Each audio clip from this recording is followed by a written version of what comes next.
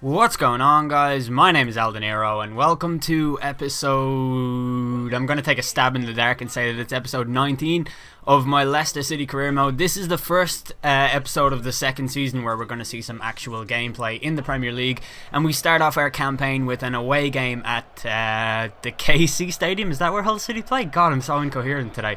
But yeah, we're playing against Hull City, and this is how our team lineup looks. I went with kind of continuing our momentum from last season. I went with a 4-4-2 with two holding midfielders, being Gary Gardner and Camara. And as you see here in the 5th minute, Gary Gardner hits the crossbar from a free kick, which was pretty decent. I think he's going to play a really big part in this season. Like, I have really high expectations for him, and I think he's going to be a fantastic player.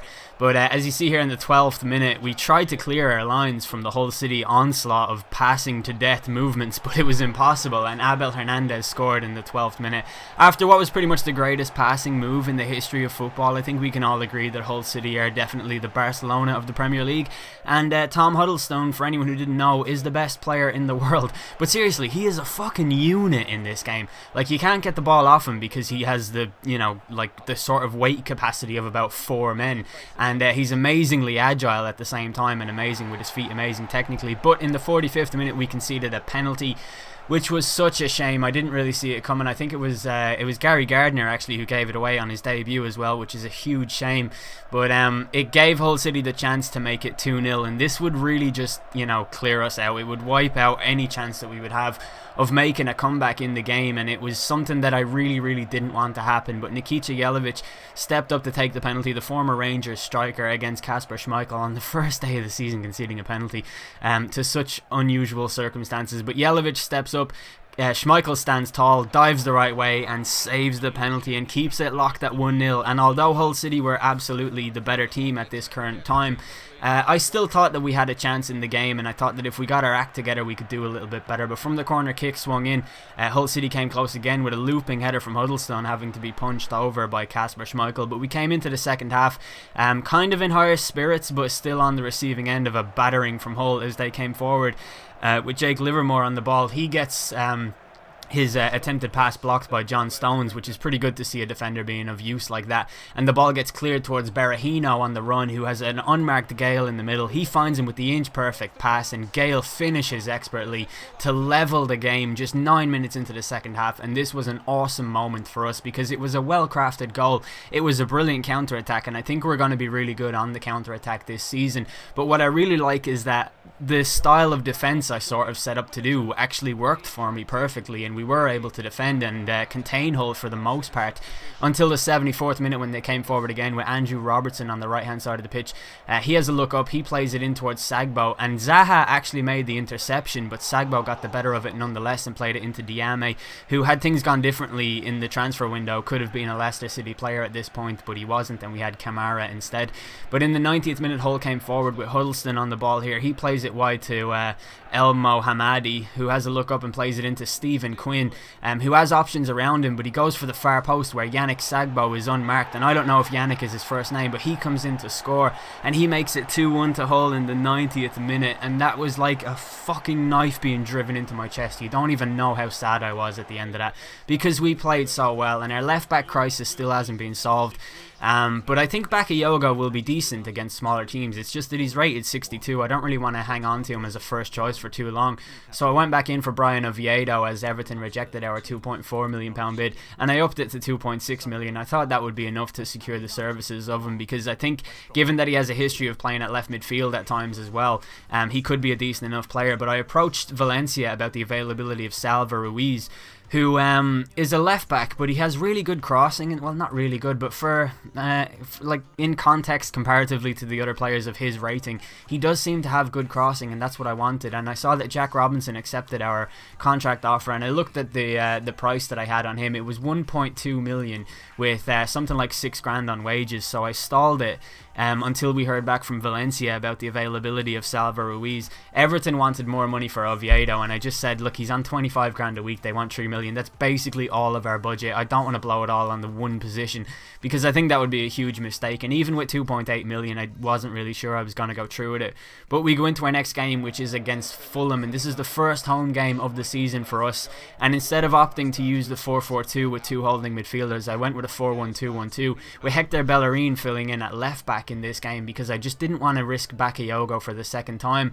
And I thought Bellerin would do a decent enough job there, in all honesty. But newly promoted Fulham had Ross McCormack up front. They had a decent enough looking team, in fairness, and they lined up with a kind of defensive mentality that I thought would be difficult to break down. But the first chance of the game came to us in the 20th minute as the ball comes into Berahino on the left hand side of the striker position. He plays it into Gale, who goes up for the header but unfortunately smashes it off the crossbar. And it was a really good effort, and I've noticed that that's how you get power headers in this game, is you get into the box, you run towards the goal, and then you cross it. And that's what I'm sort of looking to do now, because there's no doubt that we improved at the end of last season, and I'm looking to build on that. But in the 24th minute, the game took a real turn as Ramon Fernandez got sent off for a two-footed tackle from behind on, I think it was Gary Gardner, I'm not too sure, but Gardner stepped up to take the free kick, and another amazing free kick from him has to be punched over by the keeper. But that's two free kicks in 2 games that were top quality from him, and I'm really looking forward to what he'll give to us and give to the team, as he just hits it over there just after the half an hour mark. Fulham had their first chance of the game in the 40th minute when Trotta came forward. He has a look up to see the options available and plays it into Tunnicliffe, who came very, very close with that shot, but thankfully it did just go wide of the post. And inside the second half, Fulham actually started brightest with Cole playing the ball into Vosser, who has a look up and plays it into Tunnicliffe again, who finds Ross McCormack, whose shot has to be parried away by the Danish goalkeeper Kasper Schmeichel. But just as we approached the hour mark, we were enduring a real spell of dominance in midfield, as you can see us passing the ball around Fulham's area here, looking to create some kind of an opening. The ball comes to Gardner, the defence splits like the parting of the Red Sea, and Gary Gardner just belts it into the back of the net with this precise shot into the top corner from distance. And it was just such a great moment in the game, because it felt as though everything I'd done up until that point had calculated some kind of an opening, and as soon as the opportunity presented itself, Gary Gardner took it with just such amazing accuracy and precision. Like, I really liked that goal. But 3 minutes later, Fulham responded almost immediately with Ross McCormack's header going just over the bar.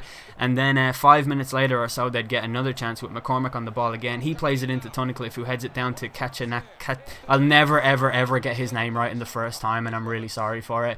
But in the 77th minute, Vosser comes down on the left hand side. He plays it into that guy, and Ante makes a fantastic block to keep it out of the goal. And from the resulting corner kick,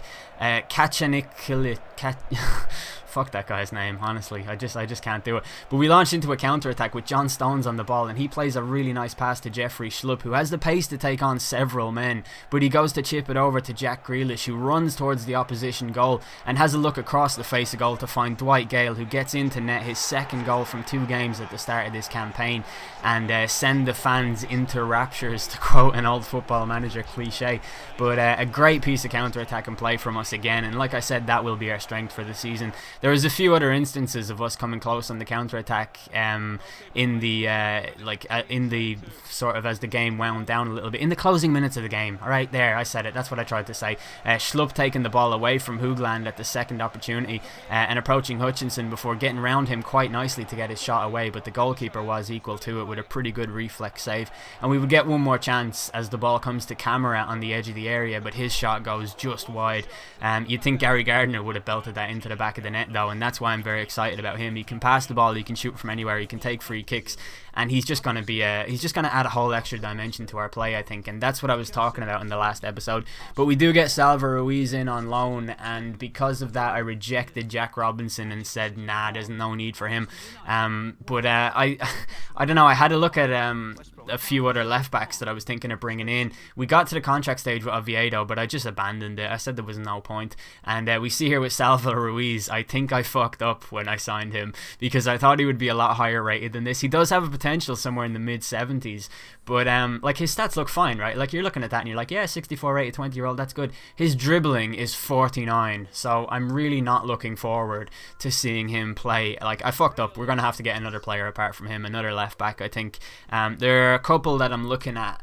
There's one guy who plays for Real Madrid. I forget his name. He's Brazilian. It's not Marcelo.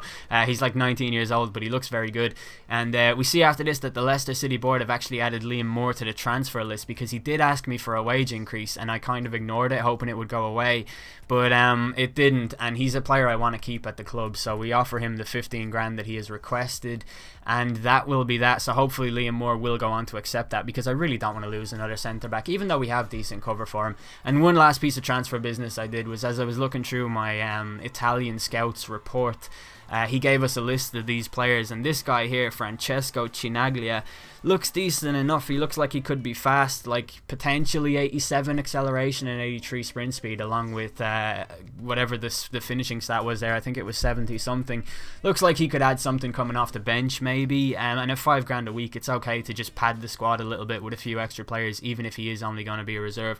But that's the end of this episode. Hopefully you guys enjoyed it. If you did, please do leave a like. That would be awesome. I've been El Dinero. Thanks for watching.